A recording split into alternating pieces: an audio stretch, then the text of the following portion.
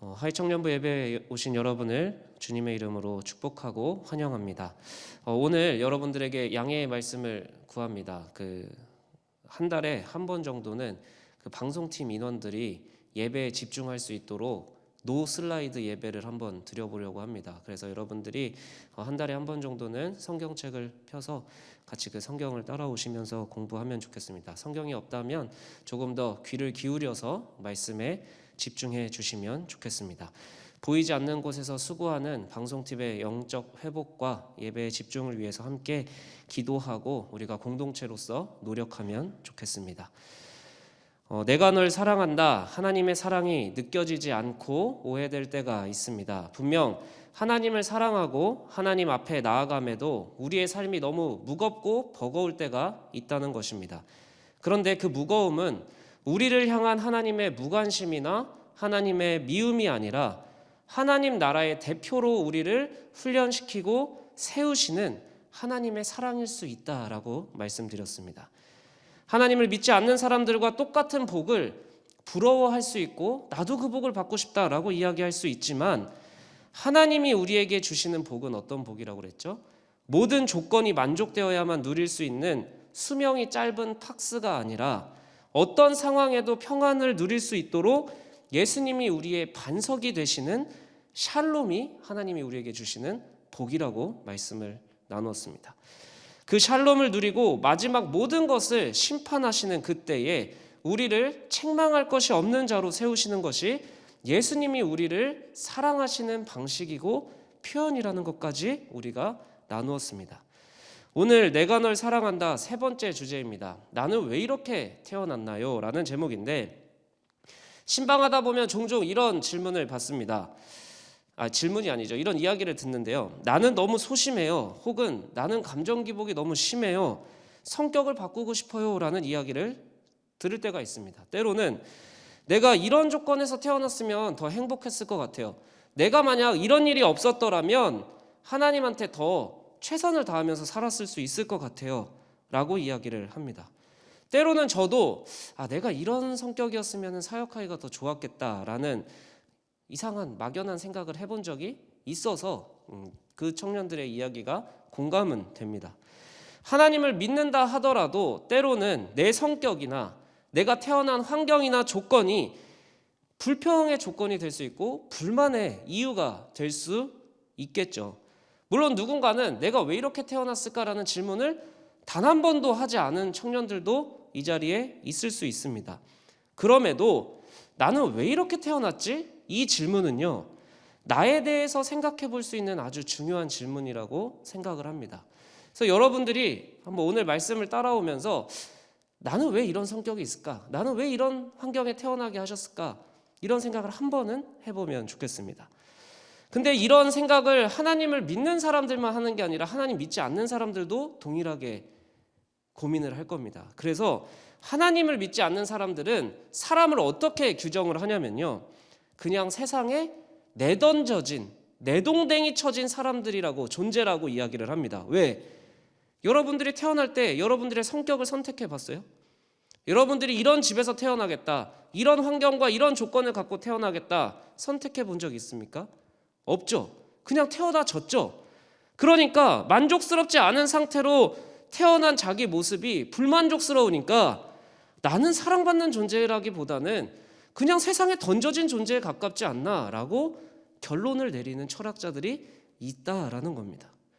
만족스럽지 않은 내 모습이 있는데, 내가 선택하지 않은 내 모습이 있는데 하나님을 믿는 사람들은 이 모습을 어떻게 받아들여야 할까요?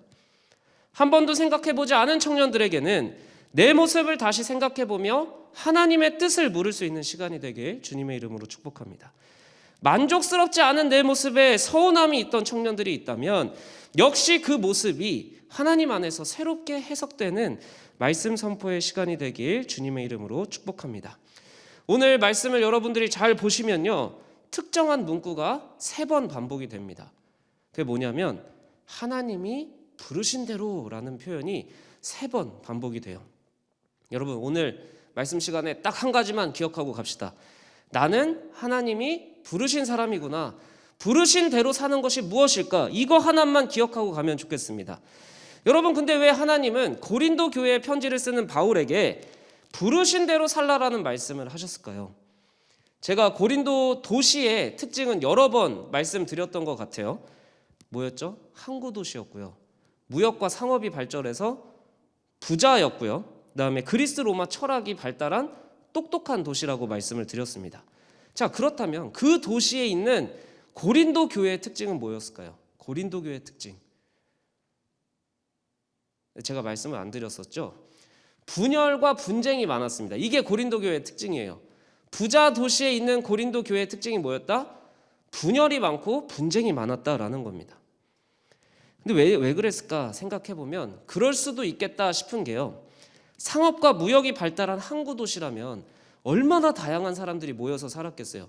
그 도시에서 교회를 모이면 또 얼마나 다양한 사람들이 교회에 모여 있겠어요. 근데 그 중에는 유대인도 살았을 거고요. 다양한 문화를 가진 이방인들도 섞여 있었을 겁니다. 근데 유대인들은요, 자기 민족이 최고다라는 그 프라이드가 있잖아요. 그거를 증명하기 위해 할례를 받았습니다. 태어나면 8일 만에 할례를 받아야 되는데 하나님을 믿는다고 교회에 모였어? 그럼 할례부터 받아야지 라는 요구를 할 수도 있었던 사람들입니다. 근데 또 반면에 할례를 받지 않고 살던 사람들이 아니 갑자기 하나님을 믿는다고 내가 할례까지 받아야 되나? 아니 세례만 받으면 되는 거 아니야? 라고 반문할 수 있겠죠. 그러다 보니까 고린도 교회에는 할례 받은 사람들끼리 또 똘똘 뭉치고 할례 받지 않은 사람들끼리 또 똘똘 뭉쳐서 분쟁과 분열이 일어날 수도 있었던 그런 시한폭탄을 갖고 있었던 교회였던 겁니다. 근데 꼭 유대인과 이방인의 문제만 있었을까요? 당시에는 계급사회였죠. 계급사회에서는 귀족은 귀족끼리, 평민은 평민끼리, 노예는 노예끼리 살면 됐어요. 근데 예수님을 믿는다는 이유만으로 교회에 모였더니 귀족도 있고 노예도 있는 거예요. 계급사회에서 끼리끼리 모이던 사람들이 교회에 모이니까 새로운 문제가 생기는 겁니다. 이게 귀족들이 나를 어떻게 대하는지도 귀족들도 당황스러울 거예요. 집에서는 내가 노예 부리다가 갑자기 왔는데 형제님 해야 되는 거예요. 노예도 당황스러운 거예요. 집에서는 깍듯하게 상전을 대접하다가 이제는 또 와서 같이 형제 자매 하면서 밥을 같은 밥상머리에서 먹게 되는 거예요. 서로 당황스러운 거죠. 여러분, 오늘 제가 집중하고 싶은 문제는 바로 이 종과 자유인의 문제입니다. 여러분들이 성경을 다시 펴서 살펴보시면요, 오늘 본문을 잘 보면요, 유난히 종의 입장에 집중을 해서 바울이 편지를 쓰는 것 같은 뉘앙스를 알게 됩니다. 아마 자유인으로 태어난 사람은 크게 문제는 없었을 거예요. 자유롭게 행동하는 게 익숙했던 사람들에게는 교회에서 또 자유롭게 행동하는 게 크게 문제는 안 될 겁니다. 근데 종들의 입장은 달랐겠죠. 집에서 상전으로 모시던 사람들인데 교회에서 편하게 대하기가 어려울 거예요. 어쩌면 주눅 들어 있었을지도 몰라요. 그리고 더 문제는 뭐냐면 종끼리 모여서 살았을 때는 몰랐던 문제들인데 막상 종이 아닌 사람들하고 가까이서 지내다 보니까 부러운 게 얼마나 많아졌을까요? 차라리 안 보이면 모르겠는데, 차라리 모르고 살면은 괜찮은데 이게 한번 눈에 띄기 시작하면요, 이 문제가 되거든요. 자기 스스로 처량하게 느껴지고요, 문제가 됩니다. 이게 비단 2000년 전에 고린도 교회만의 문제였을까요? 여러분도 똑같을 것 같아요. 우리 시대는 뭐가 있습니까? SNS가 있죠. SNS가 되게 비슷할 것 같아요. SNS는요, 내가 친구들끼리 만나서 그냥 비슷한 애들끼리 놀 때는요, 아무 부족함 없이 살고 있구나라고 생각을 하다가 특별한 일이, 그 사람에게도 특별한 성취가 점점 일반적인, 일상적인 성취같이 느껴지는 겁니다. 많은 사람의 성취와 많은 사람의 성공을 볼수록 당사자에게도 당연히 특별한 일인데 마치 그것을 SNS를 통해서 보는 사람에게는 너무나 일반적인 일처럼 느껴진다는 겁니다. 그러면서 무의식적으로요, 우리는 이렇게 생각을 하는 거죠. 야, 이렇게 일반적인 성취가, 이렇게 일반적인 스토리가, 이렇게 일반적인 경험이 왜 나한테는 이루어지지 않을까? 왜 나한테는 이런 성취가 없을까? 왜 나한테는 이런 스토리가 없을까? 무의식적으로 너무나 일반적인 일이 나에겐 이루어지지 않는다라고 생각을 하게 되는 거죠. 그러면서 점점 스스로 나에게는 일상적인 성취도 없어. 일상적인 행복도 없어. 이렇게 느껴지기 시작을 하는 겁니다. 그러다 보면 상대적인 박탈감, 질투감, 좌절감이 쌓이는데 더 큰 문제는 이 일련의 감정들이 모두 다 우울감으로 간다라는 거예요. 이런 감정들을 제대로 해소하지 못하고 방치하고 끊임없이 SNS에 수많은 특별한 이야기들에 노출되면 우울감으로 빠질 수밖에 없다라는 겁니다. 대부분의 비극은 비교에서 시작이 되는 겁니다. 그런데 그 비슷한 처지에 있는 종들에게 바울이 뭐라고 얘기를 해줄까요? 뭐라고 조언을 해줄까요? 뭐라고 권면을 해줄까요? 오늘 21절에 이렇게 이야기를 합니다. 다른 조언하지 않아요. 여러분 귀를 열고 들어보십시오. 네가 종으로 있을 때에 부르심을 받았느냐? 염려하지 말라. 내가 자유롭게 될 수 있거든 그것을 이용하라 라고 말하고 있습니다. 여러분, 하나님은 바울을 통해 그 당시에 교회에 모여있는 상대적 박탈감과 두려움에 사로잡힌 종들에게 이렇게 말씀을 하시는 겁니다. 염려하지 마라. 그 자유롭게 될 수 있는 방법이 있다면 이용하라 라고 말씀을 하시는 거예요. 종들에게 자기가 태어난 자리를 불평하거나 불만을 가질 만한 어떠한 여지도 남겨두지 않으시고요, 분명하게 선포하시는 겁니다. 너가 종인 상태에서 하나님을 만났느냐? 염려하지 마라. 오늘 말씀 내서 하나님이 부르심대로 하라고 하시는 말씀은 분명합니다. 미래에 여러분들이 어떤 부르심을 받을 거라는 게 아니에요.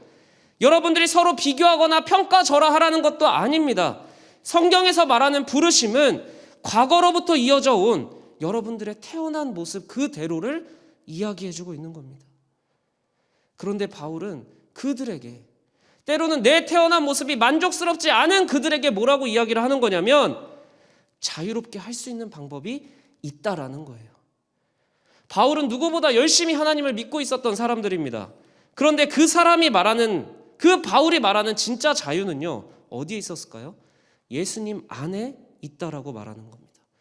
여러분, 근데 한번 여러분들에게 이렇게 질문하고 싶어요. 여러분, 진짜 자유로워지는 방법이 예수님 안에 있습니다. 믿어지세요? 좋아요? 아멘이 나와요? 행복해요? 만족이 돼요? 답이 주어졌다고 믿습니까? 예수 안에서 자유 느끼는 것보다 부자 되는 게 낫지. 예수 안에서 말씀 듣는 것보다 집에서 편하게 보고 싶은 영상을 보는 게 낫지 라는 생각이 들지는 않습니까? 요새 얼마나 양질의 강의가 나옵니까? 얼마나 고퀄리티의 연설들이 미디어 플랫폼을 통해서 여러분들이 들을 수 있습니까?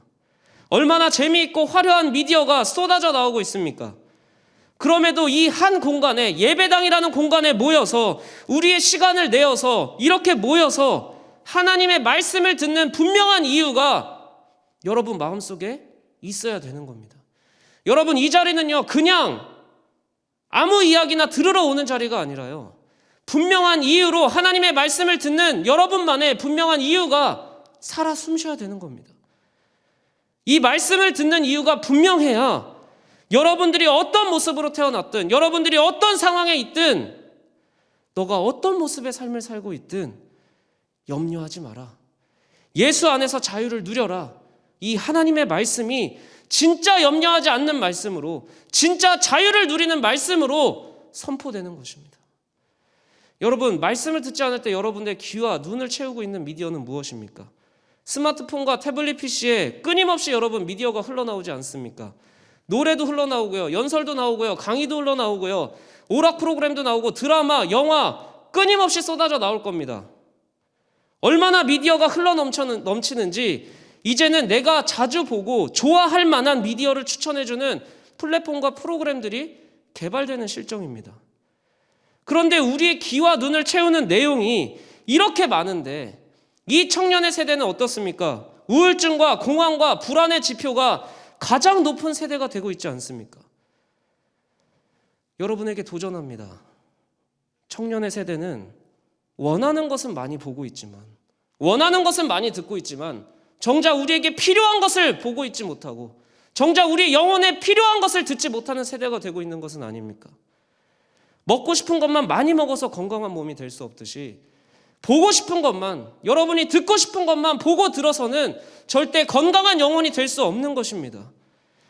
우리가 자극적이지 않아도, 화려하지 않아도 필요한 것을 들어야, 필요한 것을 보아야 여러분의 영혼이 건강해지는 것입니다. 몇 년 전만 해도 청년의 세대를 뭐라고 이야기했습니까? 3포 세대라고 이야기했습니다. 4포, 5포 하다가 나중에는 M포 세대라고 이야기를 합니다. 이제는 포기가 당연한 절망의 시대라고 이야기를 합니다. 너네 포기할 거 많지 않아? 포기해야 될 게 많아서 힘들지 라고 할 필요도 없이 모두가 그래 맞아 우리는 포기가 당연한 세대야, 절망할 수밖에 없는 세대야 라고 인정해버렸습니다. 공감하고 있습니다. 어른들도 공감해줘요. 여러분은 포기의 세대라고, 여러분은 절망의 시대라고, 불쌍한 시대라고 한국의 모두가 우리의 세대를 그렇게 규정해주고 공감해주고 이해해주고 있습니다. 여러분, 그런데 이렇게 자꾸 포기하라는 말, 힘들다라는 말에 노출되다 보면 예상하지 못한 현상들이 발생하기 시작하는 거죠. 마치 나는 포기해도 괜찮은 것처럼, 다들 포기하니까 나도 포기해도 되는 것처럼, 너도 나도 인정하고 포기를 합리화하는 일상이 반복되는 겁니다. 너는 어려운 가정에서 태어났으니까, 너는 그런 성격으로 태어났으니까 넌 노력 안 해도 돼. 차라리 포기해. 너 노력해도 안 되지. 너희가 태어난 시대가 저주받은 시대라 그래. 너희가 태어난 시대는 포기의 시대라 그래. 주변을 봐, 다 힘들어하지. 너희는 극복할 수 없는 어려움에 처했기 때문에 그냥 오늘을 즐겨. 뭐하러 앞일을 준비해. 뭐하러 미래를 생각해. 그래서 무슨 좋은 일이 있어. 너네는 꿈꿀 수 없는 세대잖아. 여러분, 이 말들이 우리에게 너무나 익숙한, 그리고 너무나 강력하게 설득력 있는 메시지로 다가오고 있지는 않습니까? 그러나 이 메시지에 노출된 여러분들에게, 이 메시지를 이미 정답처럼 받아들이고 있는 청년의 세대에게 저는 하나님의 말씀을 선포하고 싶은 겁니다. 여러분이 정말 여러분의 영혼이 살아나는 생명력 있는 하나님의 말씀을 듣고 그 말씀으로 살아나면 좋겠습니다. 여러분, 정크푸드만 먹어서 어떻게 건강하겠습니까? 여러분들이 먹고 싶은 것만 먹어서 어떻게 건강해지겠습니까? 여러분이 시간을 내서 이 공간까지 나와서 듣고 있는 이 하나님의 말씀이 여러분의 영혼을 살려야 되는 겁니다. 여러분에게 필요한 것은, 이 포기의 세대의 청년에게 필요한 것은 다른 것이 아니라 살아있는 하나님의 말씀일 줄을 믿습니다. 오늘 말씀은 분명하게 말씀합니다. 종으로 있을 때 부르심을 받았냐? 염려하지 마라. 예수 안에서 자유를 누려라. 그리고 다시 하나님의 말씀이 선포되는 겁니다. 너희는 값으로 사신 것이니 사람들의 종이 되지 말라. 부르심을 받은 그대로 하나님과 함께 거하라. 하나님은 이 시대의 청년들에게도 동일하게 선포하십니다. 너희가 이 세대에 태어난 것이 잘못된 것 같냐? 너희는 꿈꿀 수 없는 시대에 태어난 것 같냐? 염려하지 마라. 부르심 받은 그대로 하나님과 함께 거하라. 하나님은 오늘 이 예배 자리에 참여한 모든 청년들에게도 동일하게 선포하시는 겁니다. 너희가 걱정 있을 때 부르심을 받았느냐? 염려하지 마라. 너희가 우울할 때 부르심을 받았느냐? 염려하지 마라. 너가 아무것도 없을 때, 너가 사람에게 인정받지 못할 때 부르심을 받았느냐? 염려하지 마라. 여러분, 포기하라는 세상의 메시지를 진리처럼 너무 쉽게 받아들이지 않았으면 좋겠습니다. 저주받은 세대, 꿈꿀 수 없는 세대라고 규정하는 정치인의, 미디어의 소리를 진실로 받아들이지 않았으면 좋겠습니다. 그들 말처럼 우리가 꿈꾸지 않고 포기하면 그들이 우리의 인생을 책임져 줄까요? 소위 지식인이라고 하는 그 사람들, 청년의 세대를 규정해주고 조언해줬던 그 사람들이 여러분의 한 명 한 명의 포기한 인생을, 꿈꾸지 않은 인생을 책임져 줄 능력이 있겠습니까? 23절, 너희는 값으로 사신 것이니 사람들의 종이 되지 말라. 여러분, 간절하게 호소합니다. 여러분, 사람들의 종이 되지 마십시오. 세상의 목소리의 종이 되지 마십시오. 세상의 목소리를 듣되 그 말에 종이 되지 마십시오. 우리를 살리는 길은 자신이 죽으셔서 자신의 목숨으로, 자신의 피값으로 사신 예수님밖에는 없는 겁니다. 때로는 나는 왜 이런 가정에 태어났는지, 나는 왜 이런 성격에 태어났는지, 나는 왜 이런 시대에 태어났는지 궁금하고 원망이 될 수 있습니다. 그런데 그렇다라고 포기하라고 하는 세상의 목소리가 우리를 지배할 근거는 어디에도 없습니다. 오히려 우리의 삶을 목숨으로 주고 사신 그분이 차라리 끝까지 우리의 삶을 책임져 주시지 않겠습니까? 차라리 그분의 메시지를, 그분의 말씀을 듣고 그분의 말씀을 따르며 살아가는 게 훨씬 맞는 결정 아니겠습니까? 오늘 말씀의 결론은 이겁니다. 형제들아, 너희는 각각 부르심을 받은 그대로 하나님과 함께 거하라. 여러분, 하나님과 함께 거하는 삶이 되어야만 합니다. 하나님과 함께 거하는 그 삶이야말로 승리하는 삶이고 살만한 가치를 발견하는 삶이고 잘 살았다고 평가받는 삶이 될 수 있습니다.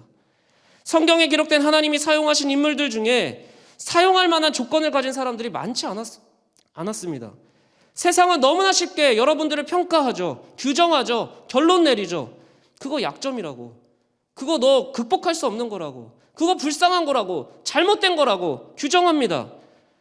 그거 못할 조건이라고. 성공할 수 없는 성격이라고. 그래서 포기하라고. 그런데 여러분, 성경을 읽으면 하나님은 절대 누군가를 쉽게 판단 내리지도 규정하시지도 않습니다. 성경에 보면 오른손에 장애가 있어서 왼손밖에 못 쓰는 사람이 있었습니다. 하나님은 그 사람을 사용하셔서 이스라엘을 구원하십니다. 왕자의 자리에서 정치적 망명자로 광야에서 40년을 루저로 살아간 사람이 있었습니다. 하나님은 그를 들어 이스라엘을 구원하십니다. 다윗은 아들로도 인정받지 못하는 가정의 막내 아들이었습니다. 심지어 그 나라의 왕이 미워해서 죽이려는 도망자에 불과했습니다. 그런데 그가 성경의 왕으로 기록된 이유는 그가 하나님과 함께 거하려고 했던 이유 하나밖에 없습니다. 여러분, 여러분을 포기의 세대로 규정하는 그 어떤 세상의 목소리도 여러분을 절대 책임지지 못합니다. 포기하지 않겠다고 약속하시고 포기하지 말라고 말씀하신 하나님의 말씀만이 여러분을 책임지는 겁니다. 오늘 말씀의 마음에 새기고 기억하길 축복합니다. 여러분이 어떤 모습이든 어떤 상황에 처해있든 어떤 성격이든 나는 왜 이렇게 태어났을까라는 질문을 할 때마다 이 말씀이 기억나면 좋겠습니다.